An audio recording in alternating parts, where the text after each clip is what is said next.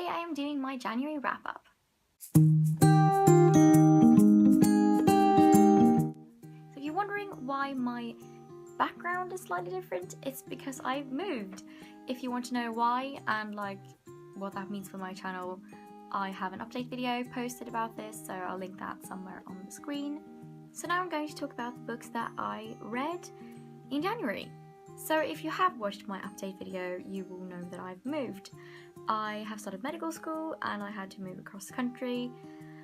Yeah, and when I moved, I obviously couldn't bring all my books, so I kind of had to prioritize which books I could bring, and I decided to only bring books that I haven't read. So therefore, I have no books to show you today. All of the books that I read this month are still back in my family home, but I will insert pictures somewhere in the screen wherever they will fit when I'm talking about the books. So let's get started. So the first book that I read in January was one that I started in December, and that's Frankenstein by Mary Shelley. I absolutely adored this book. If you don't know what Frankenstein is about, it's about a scientist called Victor Frankenstein who gets obsessed with creating life, and he manages to create a monster or creature, and he's absolutely appalled by what he's created. And this creature wants nothing else but love and to be treated like a normal human being.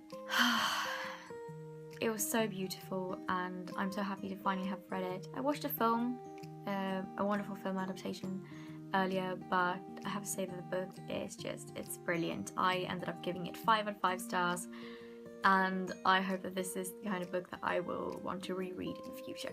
After finishing my first book, I decided to participate in the Bout of Books 12.0 readathon, which is a week-long readathon, and I decided that I wanted to finish a book every single day of that week. So I finished 7 books in that week. On the first day I read Machine of Death, a collection of stories about people who know how they will die, which I've done a full review on, which I'll link in the down bar.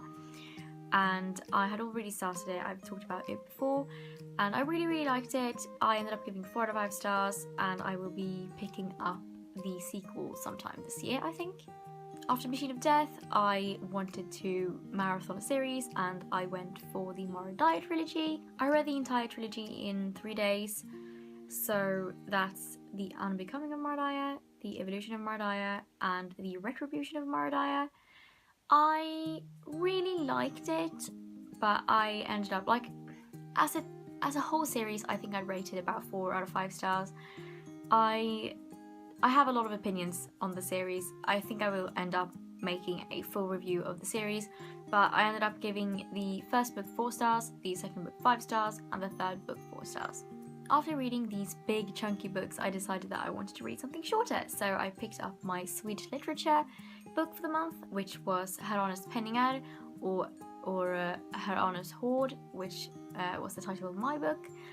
It has different translations, it's a bit confusing, but this book was written by Selma Lagerlöf, and it is kind of, I would describe it as a kind of a fairy tale for adults. This is a ghost story which follows the aftermath of a brutal murder of a kind of family, Herrarnas family, and the people who work for him. Like I said, it definitely reminds me of a fairy tale, like a very dark fairy tale for adults, and I'm really happy to have read it. I thought it was really good. I ended up giving it 4 out of 5 stars. I definitely want to read more Selma Lagerlöf, and I think this was a really good start.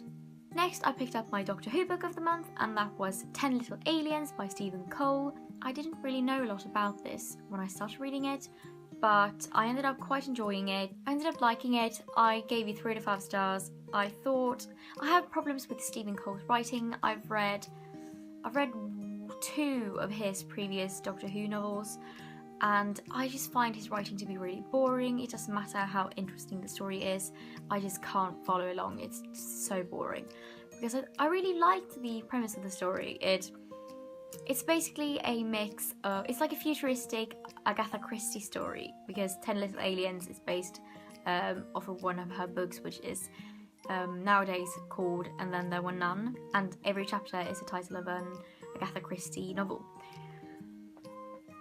So I really liked the premise of it, but I was I was just bored. I was really bored, and it really saddened me. But the Doctor Who novels are a bit hit and miss, so yeah. And the final book that I picked up during the Battle of Books readathon was The Pearl by John Steinbeck. I got this for Christmas and I was so excited to read it, so excited. And I was so happy when I read it. I absolutely loved it. I think Of Mice and Men will always be my favourite Steinbeck book, but The Pearl, man, it's up there. I really liked the way that Steinbeck adapted this kind of folktale into a novel, and I mean his writing is just, it's absolutely beautiful, and I was just blown away by everything basically, and I can't wait to get my hands on some more Steinbeck. So yeah, you probably won't be surprised when I say that I ended up giving The Pearl 5 out of 5 stars. Next, I wanted to read some YA just to relax a bit because I'd read a lot of kind of heavier books. So I picked up Fangirl by Rainbow Rowell. I really enjoyed Fangirl. I knew I was going to enjoy it. I ended up giving it 4 out of 5 stars. I knew that the book was going to have an open ending. Usually I don't really have problems with open endings, but this one was just... I didn't feel like the last 100 pages brought anything new to the story, but I really loved the main character. I really loved Kath, and I thought that the romance was done really well, and I also really enjoyed the fangirl elements, of course. So that's why it ended up being a 4 out of 5 stars. I would probably have given it less if I didn't really love the characters and the overall plot. The next book that I read was The Hound of the Baskervilles by Sir Arthur Conan Doyle, the 5th book in the Sherlock Holmes series. This is probably the most famous one and the one that people like the most. I was expecting to really like it, and I did. I ended up giving it 4 out of 5 stars, but I was a bit disappointed, to be honest.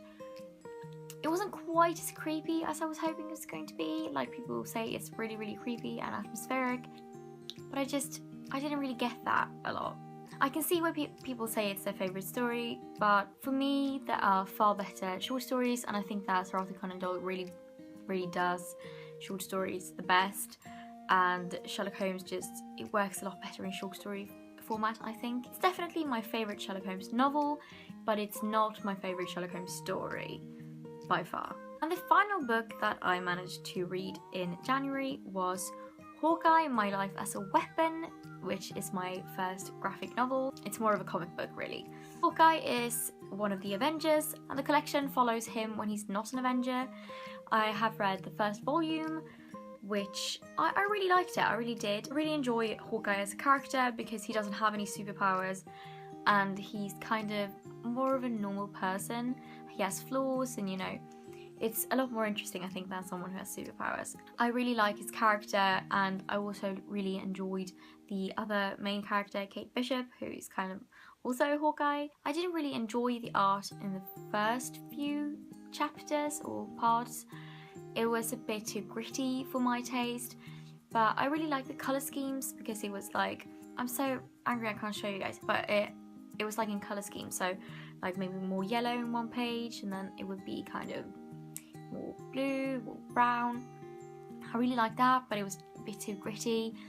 The second part was more to my taste, I'd say, but still a bit too gritty. I really enjoyed the final story. It wasn't really a big part of the actual comic book. It was like a story that they put in from a different comic, I think. It was about when Kate Bishop first met Hawkeye, and I really enjoyed the art there. I wish I could show you guys, but hopefully I might make a full review of this eventually and show you guys the art, because it was stunning, really stunning. I really enjoyed the stories. They were well put together, well written. I thought they were good enough.